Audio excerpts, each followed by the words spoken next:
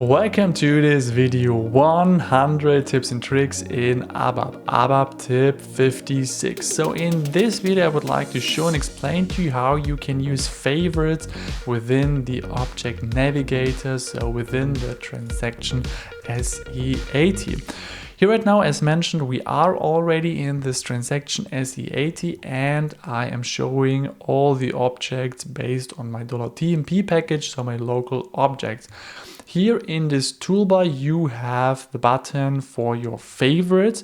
So if we click on here, then you have three options. First of all, you can add a new favorite to your favorites list. You can edit existing favorites, and within here down there you can call your favorites. So I have currently added 4 favorites to this favorites list. So first of all, let's show you how you can add favorites. So therefore, for example,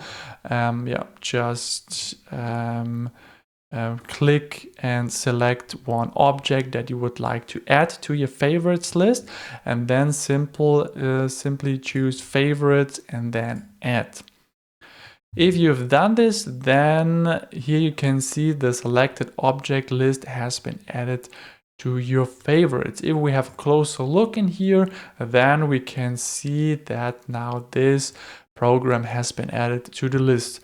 And if I would call a favorite, then simply select the favorite and then click on it, and then you will jump in here to the favorite, and with double click then you can open this up. Here on the favorites and edit, you can change existing favorites. So here once again you have the possibility with double click to jump to this node within the tree structure and then have a closer look into the coding. And you also have a chance to delete a favorite from this list. So select this and then click on the delete, and then you can see that your favorite is removed from this list.